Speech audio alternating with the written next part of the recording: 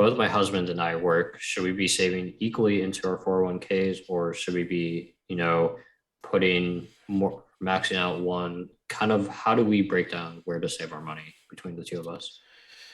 Yeah, that's pretty interesting because I mean, there's a whole bunch of different pieces that you look at, right?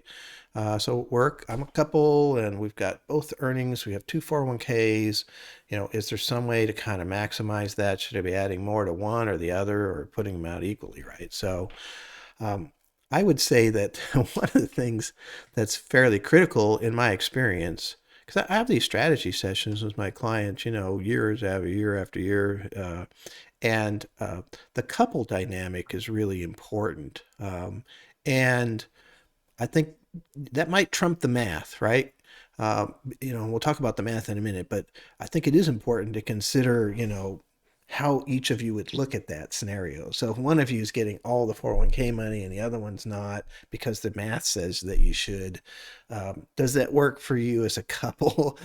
So I think that's the first thing you have to answer. And every couple's different. They're going to have different answers to that as far as I'm concerned.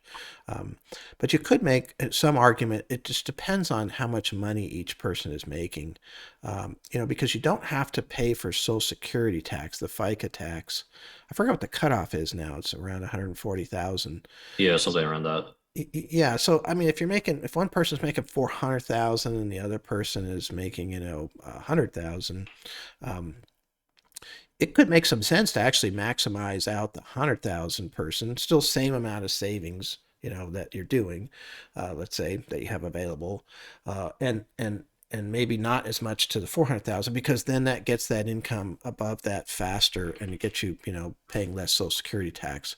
I'm not even sure if that actually works. So the logistics of that are a little bit, that's more of a tax question as far as that goes. But there are some pieces that you could look at from a, optimizing standpoint.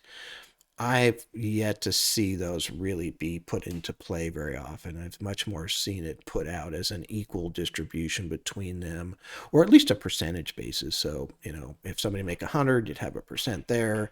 If I make 400, you have a percent there. So there, you can make an argument for that too. But in the real world, and this is, I think one of the things that does concern people sometimes is what if our relationship doesn't happen? How do I protect myself? And if my husband or wife is putting all the money that we have into 401k and I'm not getting any in my 401k, maybe that'll be a problem in a divorce.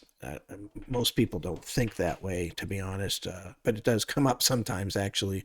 But one thing I have happened is I've had to deal with some divorces, and it isn't a big problem because they have a thing called the Quadro that stands for qualified retirement, forgotten, some distribution methodology, and it allows somebody in a divorce to take and move money out of, say, one 401k into another, and to split it up evenly. Let's say that the total assets was 800,000, there was 600,000 in one and 200,000 in the other.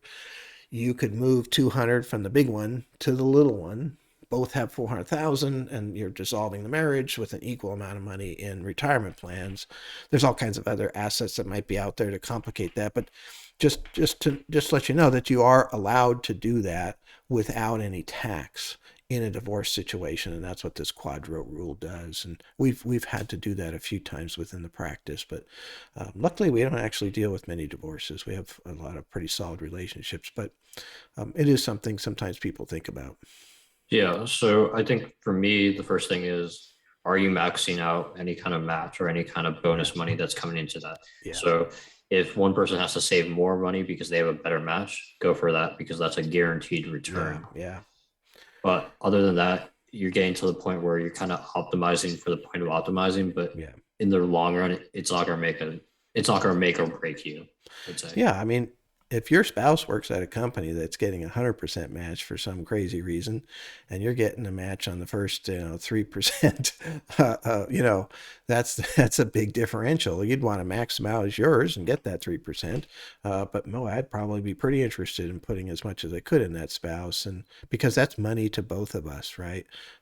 And yeah, you're right. I mean, there are situations like that where it really, because you're exactly right. It's 100% rate of return on that money immediately. That's hard to get. So That's pretty good. That's a good point.